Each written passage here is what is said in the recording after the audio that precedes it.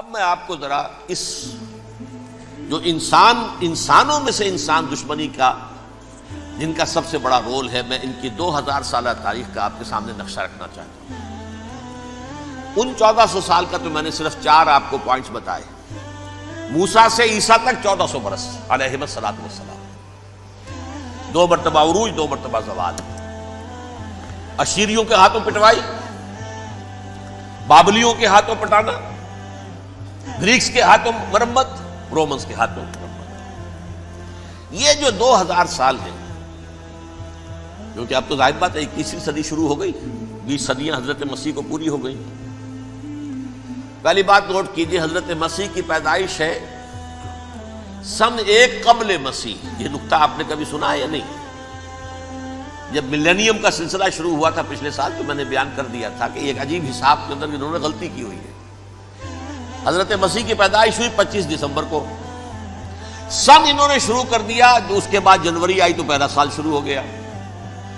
اگر جنوری سے پہلا سال شروع ہوا تو یہ 6 دن جو ہے تو اس کے پچھلے سال میں تھے، لہذا کہا جائے گا کہ Jesus Christ was born 1 year before Christ, BC۔ تو 1 قبل مسیح میں حضرت مسیح کی پیدائش ہوئی۔ یہ آخری اسرائیلی نبی اور رسول۔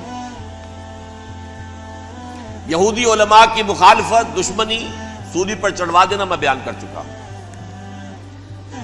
سن 33 عیسوی میں جبکہ حضرت مسیح کی عمر 33 برس تھی، اللہ تعالیٰ نے انہیں زندہ آسمان پر اٹھا لیا، لیکن یہودیوں نے اپنے خیال کے مطابق انہیں سولی پر چڑھوا دیا، ان کی موت واقع ہو گئی۔ اگرچہ اس کے بعد یہ اختلاف ہے ان میں، یہودی کہتے ہیں وہ سولی پر چڑھ گیا، ختم ہوا، مر گیا، عیسائی کہتے ہیں نہیں، انتقال ہوا ہے مسیح کا صلیب پر، لیکن پھر وہ دوبارہ زندہ ہو گئے ہیں۔ ان کی لاش ایک غار میں رکھ دی گئی تھی، وہاں ریزریکشن ہو گیا، ان کا وہاں سے بعد الموت وہیں ہو گیا، اور پھر انہیں اللہ نے زندہ آسمان پر اٹھا لیا۔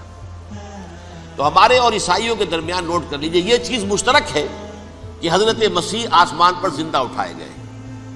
فرق کیا ہے؟ وہ سمجھتے ہیں کہ سولی دیے گئے، سولی پر مرے، پھر زندہ ہوئے، پھر گئے۔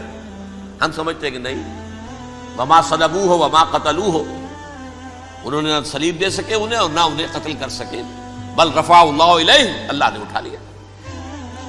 پھر ہمارا اور یہ اس کا عیسائیوں کا ایک اور اتفاق ہے، سیکنڈ کمنگ آف جیسس، حضرت مسیح دوبارہ آئیں گے۔ یہ عیسائیوں کا بھی عقیدہ ہے اور ہمارا بھی۔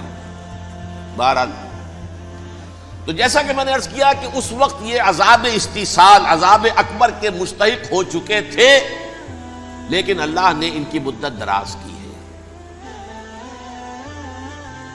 لیکن ان پر دنیاوی عذاب کا ایک کوڑا جو ہے اللہ تعالیٰ کی طرف سے اسی وقت برسا۔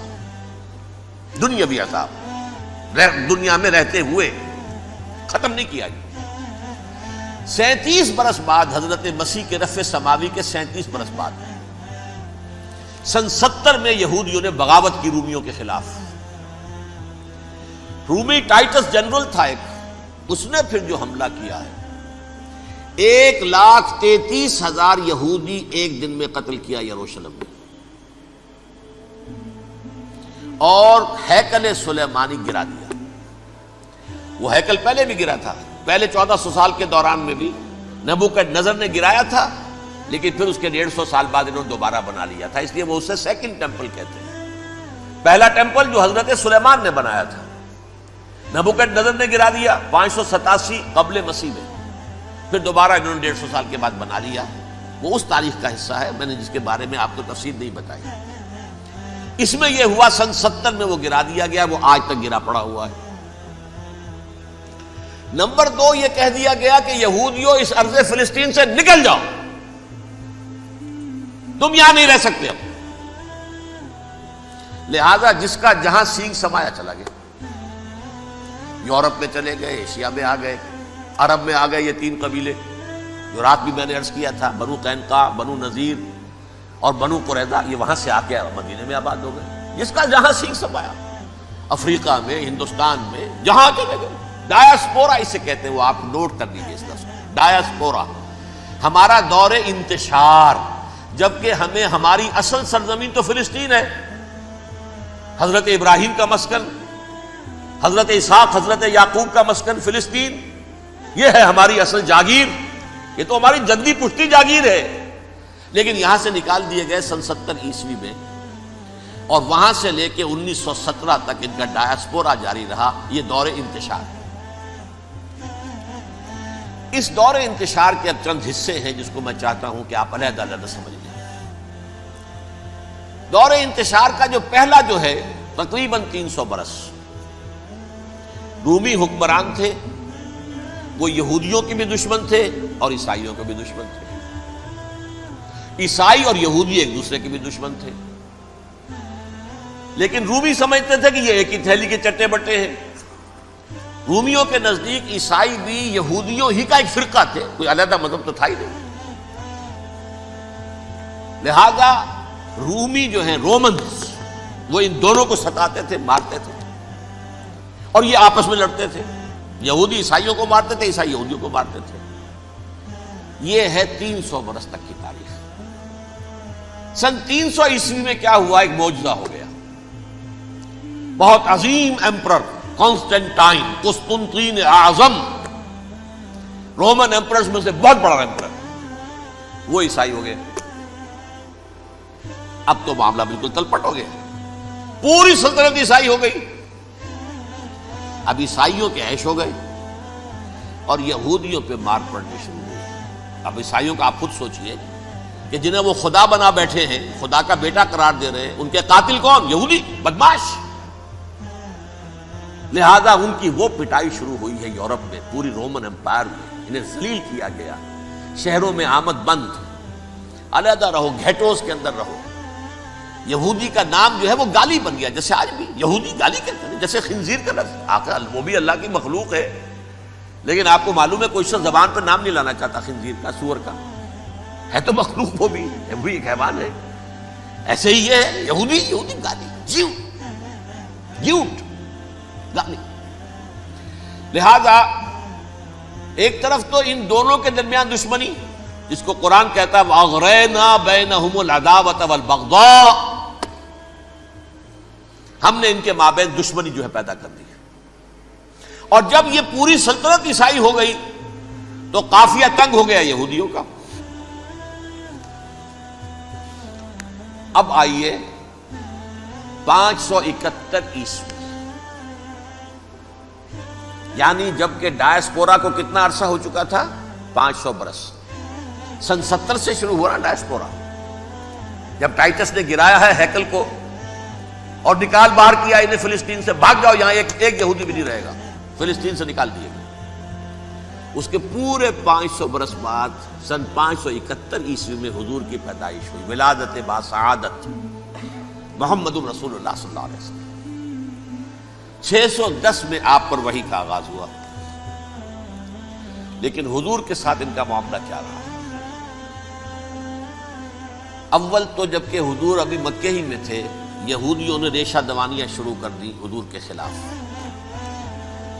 قریش مکہ کو سکھاتے تھے، پڑھاتے تھے، ان سے یہ پوچھو، ان سے یہ پوچھو، انہیں اس طرح تنگ کرو، ان سے یہ امتحان لو، یہ آپ کے علم میں ہے۔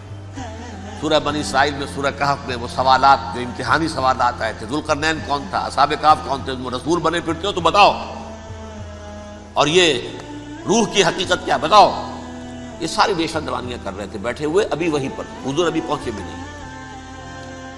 ہجرت فرما کر حضور تشریف لے آئے تو حضور نے، جسے ماسٹر سٹروک کہا جائے گا، یعنی اسٹیٹس مین شپ کا ماسٹر سٹروک، آپ نے مدینے میں آتے یہودیوں کے ساتھ پیکٹ کر دیا، جوائنٹ ڈیفنس پیکٹ آف مدینہ، کہ اگر مکے والے ہم پر حملہ کریں گے تو ہم مل جل کر ایک قوم کی حیثیت سے مقابلہ کریں گے۔ یہ میثاق مدینہ کہلاتا ہے، جس کے بہت غلط معنی پہنائے جا رہے ہیں آج کل۔ بہرحال میں موضوع میرا چونکہ یہ نہیں، میں ادھر نہیں جاؤں گا، لیکن ہوا کیا؟ ہر مرتبہ یہ خیانت کے مرتکب ہوئے، ان نے جو عہد کیے تھے ان سے پھرے، اندر ہی اندر سازش، ریشہ دوانی، حضور کی بدترین دشمنی۔ سورہ نساء کی آیت نمبر 12 میں 14 میں 13 میں فرمایا ہے لا تزال تطلع علی خائنۃ منہم، اے نبی ہمیشہ آپ کے علم میں ان کی طرف سے خیانتیں، بددیانتیاں آتی رہیں گی. اور بار بار وہ مسلسل جنگ کی آگ بھڑکاتے تھے. قریش کو دعوت دیتے، آؤ آؤ آؤ ہم اندر سے بغاوت کر دیں گے، تم آؤ تو صحیح، ختم کریں محمد کو اور اہل ایمان کو صلی اللہ علیہ وسلم رضی اللہ تعالی عنہ اجمعین. لیکن پھر جب وہ آتے تھے تو یہ دبک جاتے تھے، ان میں ہمت نہیں تھی، میدان کے مرد نہیں رہے تھے. یہ سورہ حشر میں ان کا نقشہ کھینچا گیا ہے. کھلے میدان میں مقابلے کی اس کے اندر صلاحیت ہی نہیں ہے.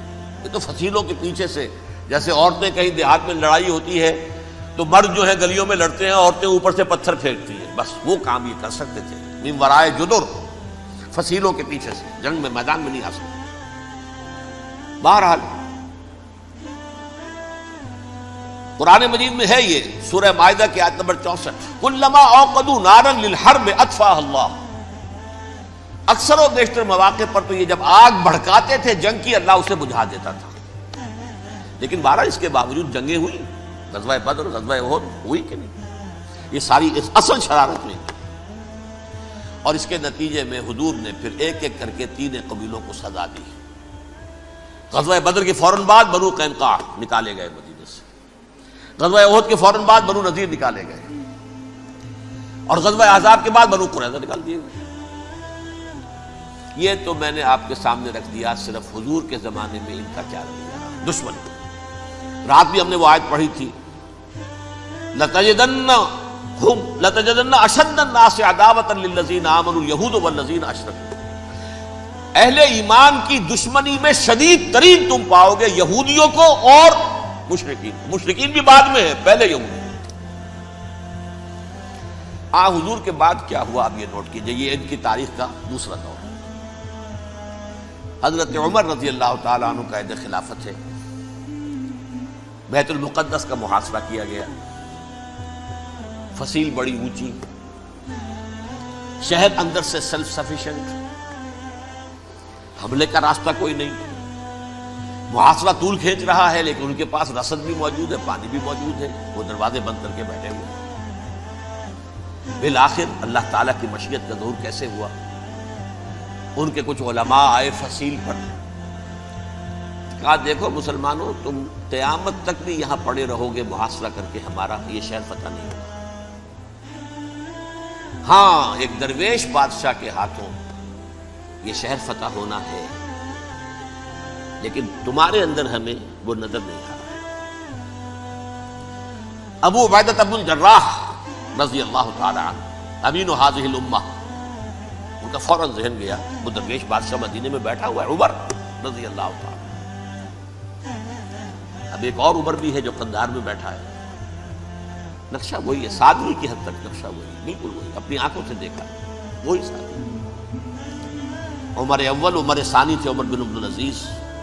اب ایک اللہ کے فضل سے اللہ تعالیٰ ایدہ اللہ بنصرتہ، اللہ تعالیٰ ان کی نصرت فرمائے، دشمنوں کو ان کے مقابلے میں نیست و نابود کرے.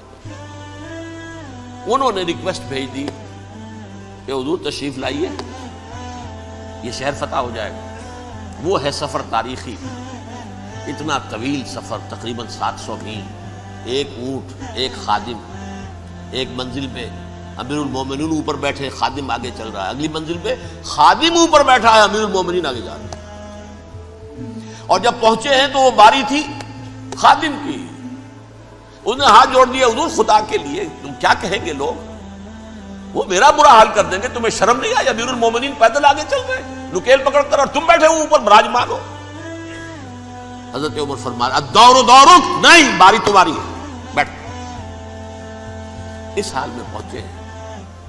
اور پھر یہ کہ ابو عبیدہ بن الجراح آئے ہیں، استقبال کیا ہے تو دیکھا ہے اس حال میں چلے آ رہے ہیں. عمر نکیل پکڑے ہوئے چلے آ رہے ہیں، اور کہتے ہیں کہ کہیں کیچڑ ویچڑ تھا، جوتے خراب ہو گئے تھے، وہ بھی اتار کے ہاتھ میں پکڑے ہوئے، کپڑے تو تھے ہی پھٹے ہوئے.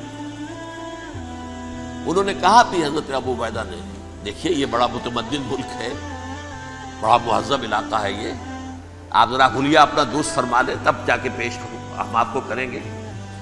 آپ نے فرمایا نحن قوم اعزنا اللہ بالاسلام، ہم وہ قوم ہیں جنہیں اللہ نے عزت دی ہے اسلام کے ذریعے سے. کپڑوں کے ذریعے سے نہیں، دولت کے ذریعے سے نہیں۔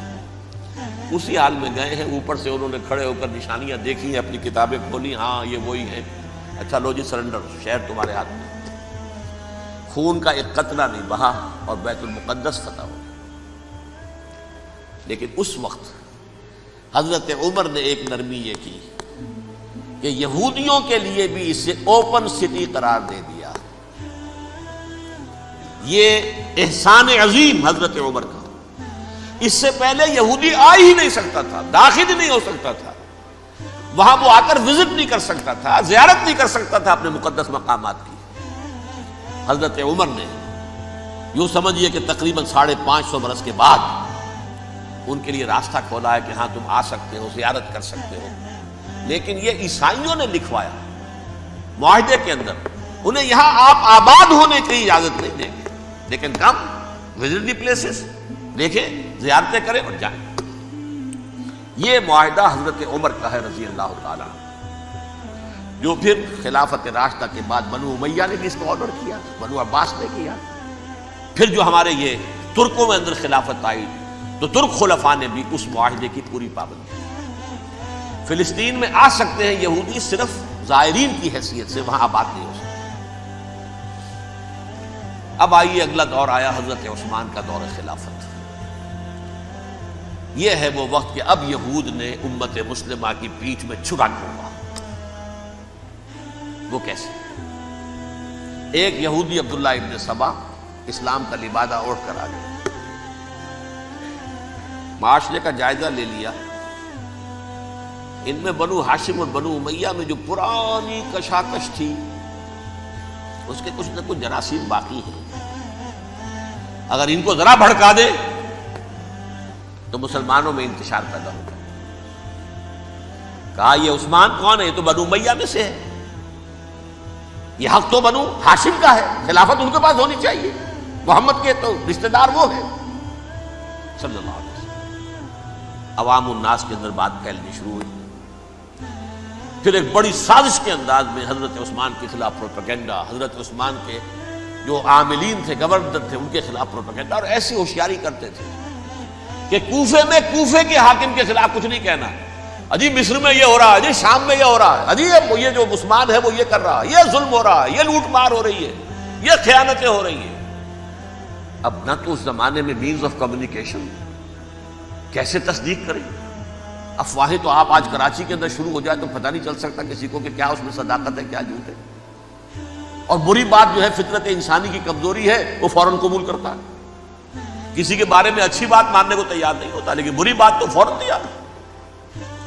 بہرحال یہ فتنہ انہوں نے اٹھایا، حضرت علی کی الوہیت کا فتنہ اٹھایا، حضرت عثمان کے خلاف الفتنۃ الکبریٰ برپا کیا، حضرت عثمان شہید ہوئے۔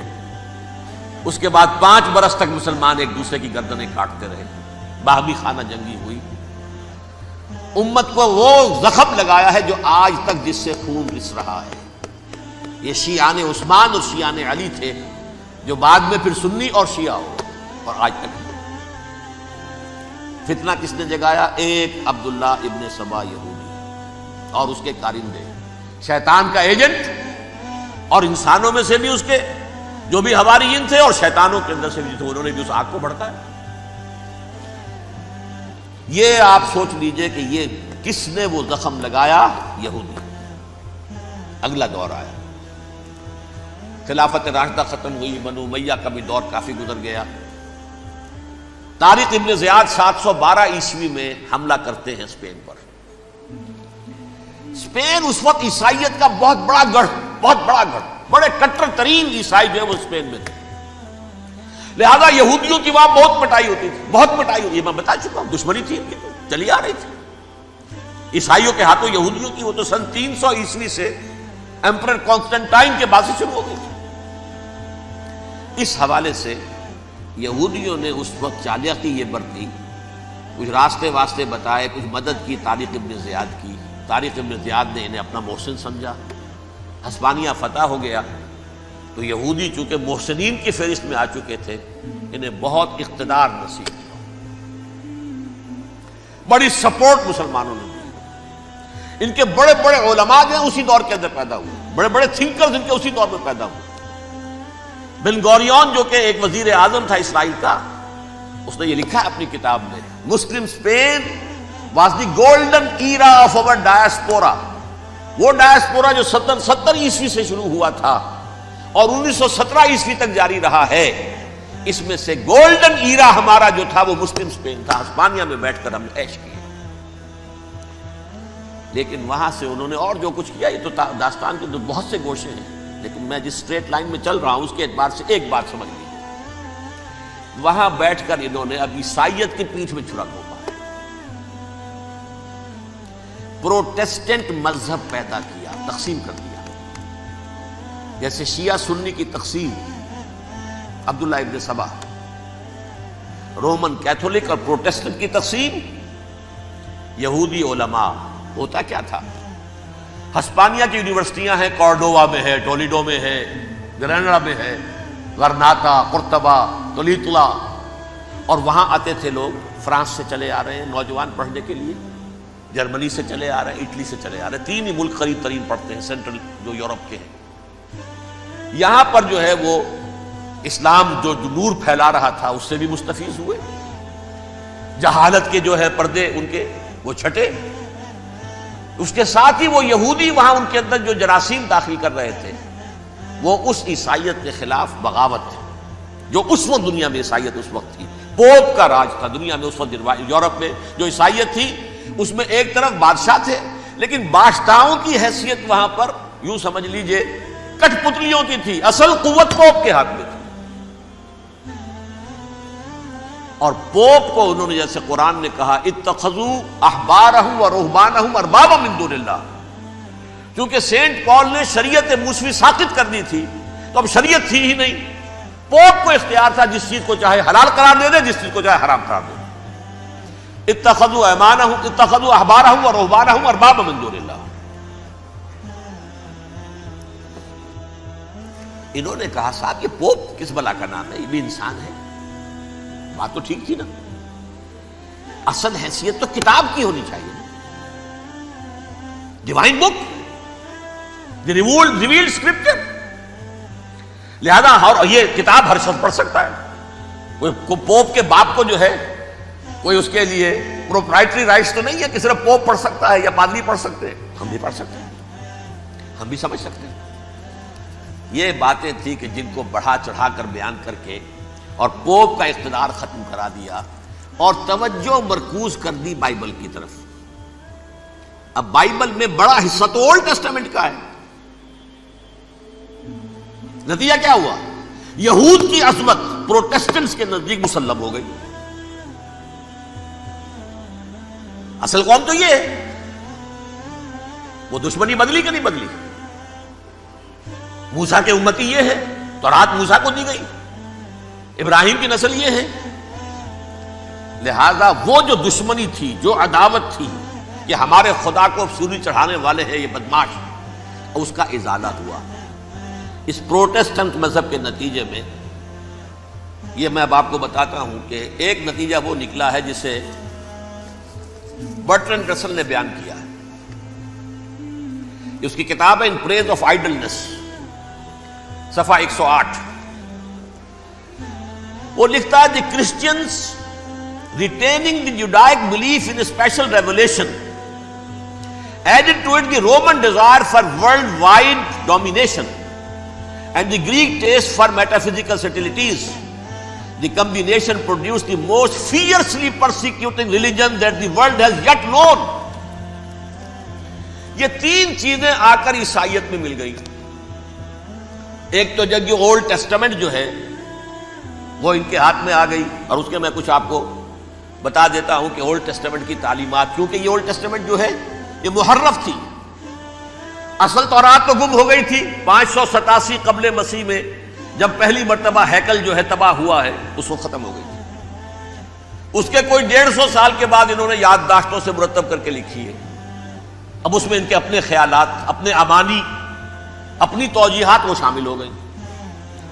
لہذا میں آپ کو حوالے دیتا ہوں اس کتاب کے اندر مظالم کی جو تعلیم دی گئی ہے اہل کتاب نے اپنے مظالم قتل عام کے جواز کے لیے تورات میں تبدیلیاں کی اور پیغمبروں پر دہشت ناکی اور بدترین حرام کاری کے الزامات لگائے. سنیے، پہلا حوالہ ہے یہ گنتی باب 31 آیات 17-18.